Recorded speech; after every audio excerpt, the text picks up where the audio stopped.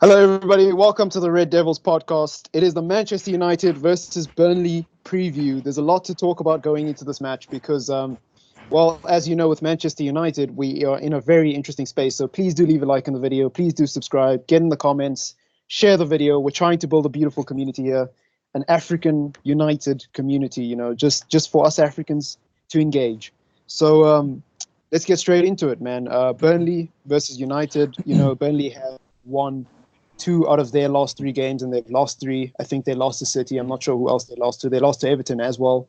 They lost to Everton. That was their last game. We just won to Newcastle, and we won 3 out of the last 5, drawn 1 and lost 1. So it should make for an interesting contest. What are you guys? What's your thoughts going into this game? It's going to be tricky. I think it's going to be a real tough game. Yeah, I think Burnley will always be a tough game because of how they play. They're very compact. They're very good in set pieces. We're quite horrible at set pieces. Like, we concede them like every day. So I think it'll be a tough game. I think we played well in the last game. And I think if we play like that and Pogba plays in the 10, I think we'll have a good chance in this game. But it won't be easy. Yeah, and look, I have to be a bit negative going into this game, not just because Manchester United are the most inconsistent team on the planet at the moment, but because we generally do struggle going to Turf Moor. It's a thing that we struggle with. It's like Burnley is the bogey in our closet, Tom Beaton, he's on form every time he plays against Manchester United. Like, when he sees red, he can't concede. It's unexplainable. What do you guys predict? What do you guys think will be the predicted setup going into this game? Because we did play very positive. We've got to give props to Ollie and the team. We've got to share the credit there. Like, there was something different about Manchester United. Yeah. Out that Newcastle game. Well, yeah. What I predict is going to be set up is like what's on my screen right now, and I'm hoping that Ollie goes with a 4-3-3, but 2 box to box. I don't want to see Pogba in the 10. But if he keeps the formation, I do want to see Pogba in 10, but I want to see 4-3-3 or 2 box to box, him and Fred. Yeah, I don't think Ole is that brave. I don't think we'll see 2 box-to-box midfielders, but I do think he'll play a similar playing style to Newcastle. I think we'll try to dominate the ball, because if there's any team that can hurt us if we play counter-attacking, it's going to be Burnley. So I think he will try to repeat what we did against Newcastle, and I think Pogba will play a bit higher. James will come in, and I think we'll have a good chance. What I'm worried about, though, is that, in the Newcastle game, when Pogba obviously came on, he was playing up higher, and then towards the end of the game, he switched him into that McTominay role and more defensive, and far back. And I'm just worried that, Ollie is going to do that again. And if he does that, I'll be so disappointed. He might actually, because I don't know what's the news on the McTominay injury. That's the thing. I don't know if McTominay, because it looked like he picked up a knock early on in the game, but I'm not sure. Yeah, I read something with Ole saying he is injured, but I don't know how bad it is. So yeah, but I think knowing McTominay is probably going to try fight it off and want to play. Yeah. If there's anyone in a United shirt at the moment who wants to play through an injury, it's probably McTominay. I can see that happening. I find it hard to believe that. I find it hard to get my head around the fact that he might not start Greenwood. I know Greenwood can come off the bench, but I think he should get a start ahead of James, and I think James should come off the bench, to be completely honest. What I think should happen, and if I was Ollie and I was Manchester United, the manager of Manchester United, I would play Greenwood on the right, and then I think about an hour into the game, maybe even at halftime, maybe even at the 50th minute mark, I would take Martial off, move Greenwood to the middle, and bring James onto the right. Mm-hmm. Yeah, the only reason I think James is going to start against Burnley, though, is because Ollie rested him for the whole game last game. Yeah. And I think Ollie still prefers James. I feel like, he's not going to take the risk trying to play Greenwood again. But I hope he does. I really hope he does play Greenwood. Yeah, no, he's clearly trying to nurture Greenwood. And the fact that James didn't play at all, I think it's clear that he was being rested for this game. Yeah. I think he kind of bottled it. I think he went a bit more stronger in Newcastle than he needed to because of the pressure against the loss after Watford. And now I think that, he's going to maybe put out a bit of a weaker team, and we might pay the price for that. Yeah, definitely. Another talking point is probably the controversial topic that is Harry Maguire in the back four. You've got a lot of rival fans, a trend on Twitter saying how much does Harry Maguire cost again? Like people are so on the fence about Harry Maguire, and I've noticed two extremes. The first extreme is that Harry Maguire is too expensive and he's basically shit. And the other extreme is he's completely worth it because we needed a defender. And like I'm almost in the middle. I'm like 80 million was expensive for Harry Maguire based on the way he's playing right now, but at the same time, it's like we're Manchester United, so like the money really doesn't matter. It doesn't matter how much we spend on a player realistically. And also Harry Maguire hasn't been playing as terrible as people are making it out to seem, in my opinion. I think he's just been average. And yeah, sure, we didn't spend 80 million pounds to get someone who's average, but at the end of the day, it's not like he's completely shit. Like it's not like he's costing us goals. Not like it's Phil Jones.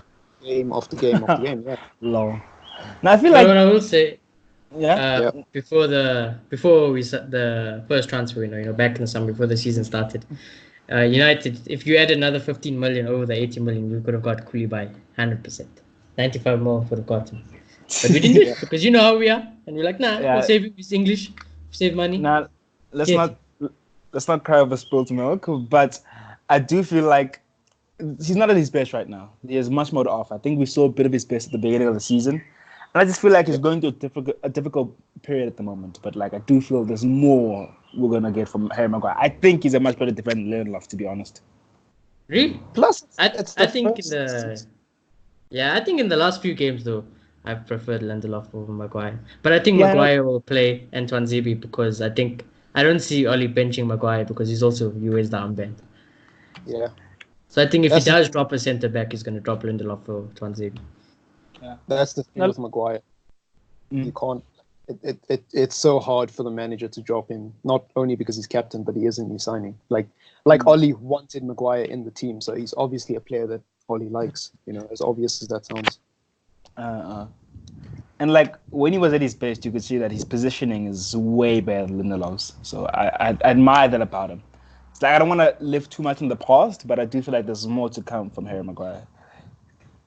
Well, yeah, the thing is, like I said earlier, a few seconds ago, it is his first season. So, this guy hasn't even been at United for more than a year. So all these people who are calling him shit, saying it's a bad signing, it's just football fans being football fans, If Harry Maguire has a good 3 months after January, then people will be calling him a great signing again. If Aaron Wan-Bissaka gets injured, God forbid, touch wood, if Aaron Wan-Bissaka gets injured, starts playing badly, all of a sudden he's a bad signing because we're still in the primitive phases of all the signings, even James.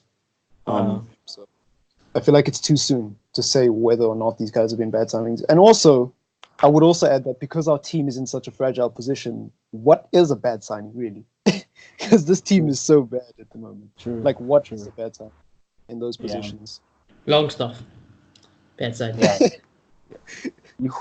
Imagine. Maybe imagine good because, that assist he gave towards Martial. Ooh, juicy to him. Imagine Longstaff now play next to McTominay. That would be so horrible. It would be so bad. I'm done. I'm done. If I see that combination, I'm done. Oh my gosh. I'd like watching you guys running their socks off. They'd be running marathons instead of playing football. Dude, his younger brother's better than him. You think like so? It must be said, the younger brother's better. He scores more. He's more energetic on the field. What does Sean Longstaff actually do? I don't see it. He's got more flair as well. He's got the BMT. I would say like the big temperament. Because scored twice against United now. That's not a coincidence. Crazy. Yeah. I would also there isn't really much to talk about this team. It's a team that United should play. It's a team that United might not play because Ole is Ole. But the only other thing to mention is that Brandon Williams hasn't had game time in the last few games. So that's why I put him in the lineup. Makes sense, yeah. I think Luke Shaw deserves the rest. And I think Tanzwebe and Williams starting makes a lot of sense. Considering we're playing one day apart, it makes a lot of sense. Yeah, I want to see Williams and Tanzwebe play. And then for the right side, if it's between James or Bruno, I'm happy with both because I like them both. So But I think James will start because the favoritism.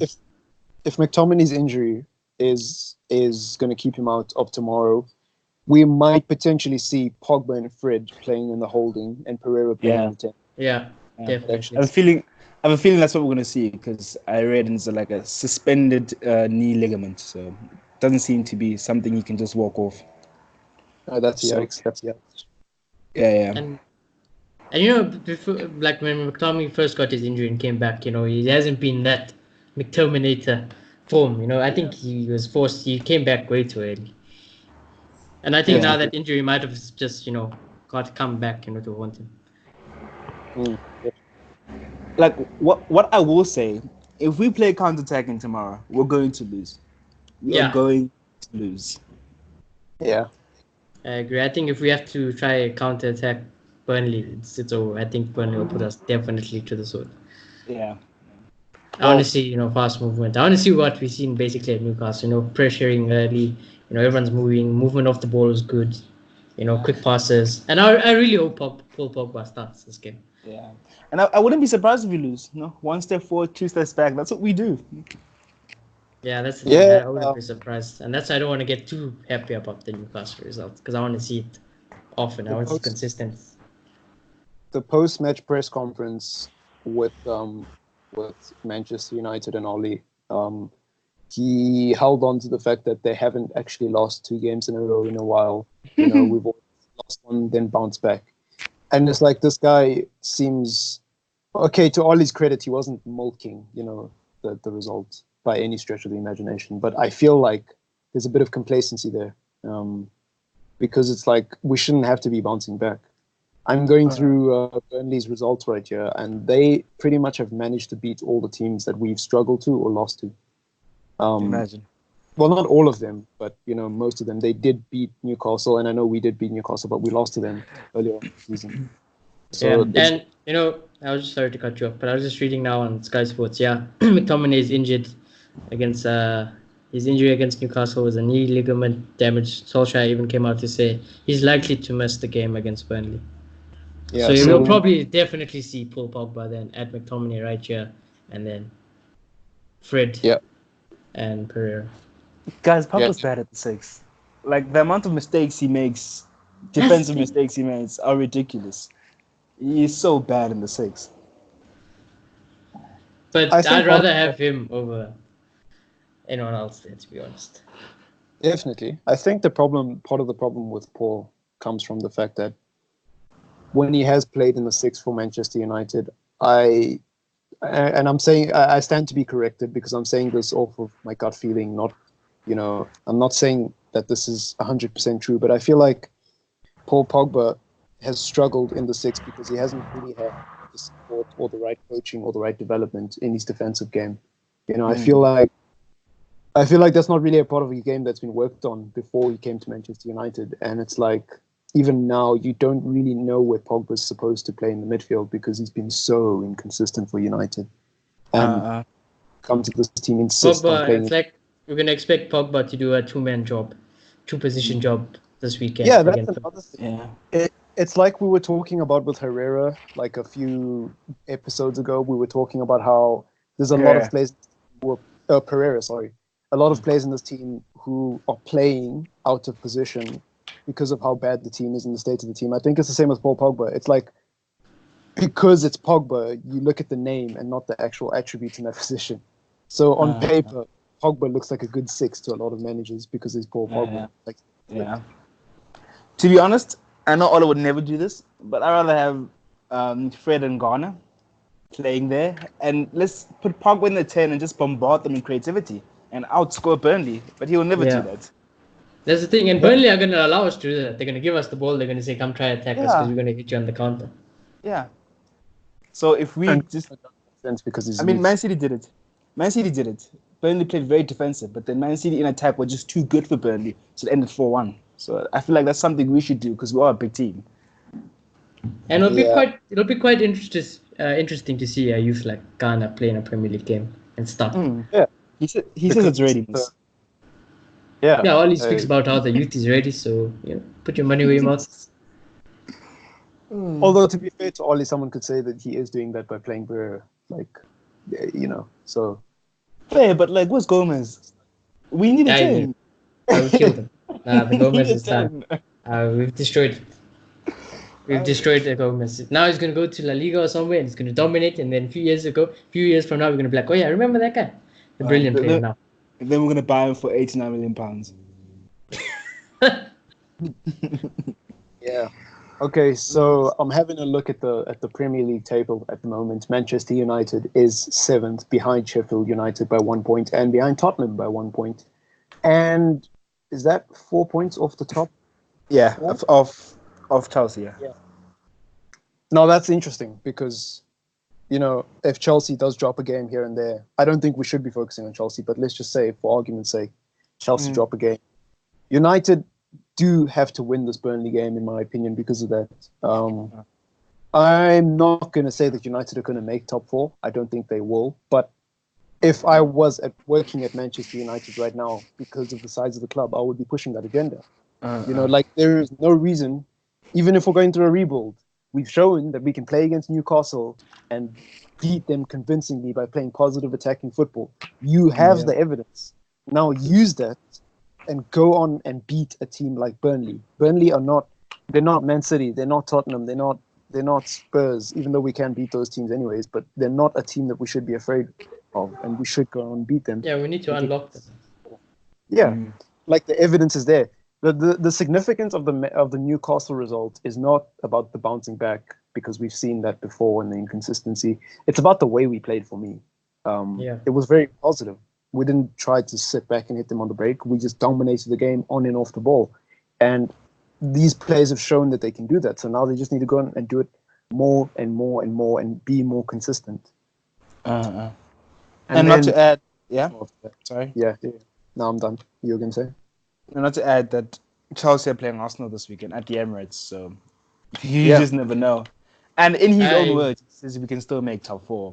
I don't think it's impossible. I mean, it is 4 points, but I don't want to sound like a broken record, but we need midfielders. It's not going to happen without midfielders. Yeah. We do need midfielders. For me to call this season a good season for Ali and them is to definitely get top 4. That would be like, okay, fair play. That's what you were expected before the season started, and you got it. Yeah. I think I can agree with that to a certain extent. But for me to call this a good season, I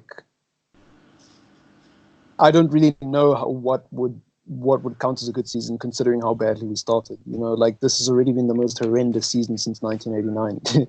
So it's hard for me to justify what's a good season. I think there's a bit of context, and I think we've got to give credit where credit's due. If Ollie has a better second half of the year, significantly better, levels above. It does it consistently, and he gets his top 4. He starts beating the lower teams, But even if he doesn't make top 4, let's say Chelsea don't drop the ball. Let's say Chelsea go on and win. There's nothing Ollie can do about that. Yes, he could have started better. There's nothing he can do about that. Yeah, it's for argument's sake, Chelsea wins all the games from now. United win all the games from now. That's what I meant. So if that sort of scenario happens, I don't care about the table then, because then at least I saw a contrast in the second half of the season, and I saw something very positive. And I saw snippets of this future that was selling to our fans. And also, I would add, sorry, but I would also add that we have to win the Europa League. That's a must for me. If we that's also a must. If we don't have win to become a cup team. We have to take FA Cup, Series, Carabao Cup, and Europa. They have to win trophies. Then Ollie has a good season for me. Yeah. Now I feel like I'll appreciate a vision and a plan. I'll be okay with that. If we're playing good football with the situation we're in, I'll be okay with that. But some people would say we finished 6th. If we finish lower than that, what's going on at the club? Some people look like that because it is a result-based game. So people look at it like, why are you finishing lower than last season? And you're saying Mourinho was a worse manager. I agree with that. That's what I'm saying. If he doesn't win the Europa League and he doesn't win another trophy like the Carabao Cup or the FA Cup, and still finishes lower than Mourinho, I don't care about the football. That's not good enough for me. Because the football only came too much too late. It's like watching a team get absolutely played out the park and they're 3-0 down in the first half, and then they go on and score 2 goals late in the second half, and it's like, yeah, you played well for half an hour, but what about the first half? It's just good enough for me. I know that's a bit harsh, but we have to be harsh with Manchester United if we wanted to go. Yeah, that's just they want for them to earn my trust back. I want to start seeing it every week in, week out. Yeah, and he just has to win a trophy. Like, I will excuse a bad position in the league if there's a vision, a plan, and a trophy. That's where I'm at right now. But like, I'm sick of Thursday nights. Yeah, that's why I want us to win the Europa League. Yeah, more than like we can't get top 4, and Ali basically saying that the season is just people building and basically writing it off. Go win Europa, so we go into Champions League. And he literally said that. If we win Europa, like, there's a glimmer of hope. Like, if we lose Europa, we're basically not good enough to win against the second division of European football. Like, that's what it means to get knocked out very early on in the Europa League, So I feel like Antonio Conte will make it easy for us. Definitely. I feel like he's also gunning for the Europa League. I feel like we should still be good enough. Yeah, but that's all his business. Eh? He's the coach, not me. So he must figure out the plan. Now you know his plan. He's gonna sit back, let Inter come, and then bang. If we do get Inter somewhere along the line. Thing is, that's how Inter play as well. Yeah, but what's interesting is that our next Europa League game. I know it's still a while, but I just want to give a shout out because there's a South African in Club Brugge's team. Percy Tau. He's playing there. He's going to play Man United, the team we love. He's representing us. So yeah, big shout out to my boy. And we'll speak about him when the game comes close, obviously. Can you guys clear something up for me? Like, how do we win the group and get Club Brugge? Because weren't they coming from the Champions League? How does that work? I have no idea. I don't keep tabs on Club Brugge, to be honest with you, bro. As far as I know, with the seeding, if you win the group, you get an easier team. So I just don't understand how we got Club Brugge. Wait, did Club Brugge win their group? No, but they came from the Champions League. Oh, I'm not sure. I'm not sure. I think people who say that, they might be a little bit mistaken, because I feel like if you come top of the group, you shouldn't play anyone else's top of their group. I'm not really sure how it works in the Europa League, but clearly, you can still get matches against the Champions League. I don't really know how it works. I think how it would have worked was maybe Club Brugge were one of the teams that came. I'm just speculating here. Don't take this seriously, but maybe Club Brugge is one of the teams that they finished third in the Champions League, obviously, but the points difference between second was extremely high compared to the other teams that dropped. Maybe. Yeah, that makes sense. So they were so bad. They were like, yo, you're worse than teams in the Europa League. Here's a team where. Still Club Brugge anyway, so. We should win. And actually, we've covered all the main talking points going into this Burnley game, so I would like to ask you guys, what do you actually think of Manchester United winning the Europa League? Not what do you want, not what do you expect, but what do you think realistically? If you were to bet money, would you bet money on this Manchester United team winning the Europa League this season? Do you feel confident at all? And again, I'm not asking if you want United to win or not. We obviously all want United to win. Just be honest. To be honest, Mourinho's team, I would have bet any day, and they did win the Europa League. This one, to be honest, I'm not confident that we'll go all the way. I feel like we might have a hiccup here and there because we just don't have the consistency to do something like that. Yeah, that's the thing. I don't have proof to say we're going to consistently. Yeah. So, if we were to win, what do you think would be the big factors? Do you think it would rely on someone like Martial having consistent moments of individual brilliance along with Greenwood and Rashford? Yeah, I think more Greenwood, because I think Greenwood is going to play a lot of the Europa games. Mm-hmm. I think it's very possible because we are one of the strongest teams there. So our quality can get us through. But then I still don't trust this team enough to say, yeah, I will definitely do it. So if we get good quality teams also, in the next round, and they want to attack us, it'll obviously favor us because we're clearly amazing on the break. So that'll play also factors, But if we get let's just say a pub team or a farmer league team, and they sit back, and then all of a sudden, we can't break them down again, and they get a scrappy goal, and we go out. It's like, yeah, you expected it. I think we'll go far, but I don't know if we'll win it. Yeah, I think we'll go far also, but I don't think we'll win. Yeah, I can agree with that. Well, gentlemen, I'm gonna call it there before we go too far off topic.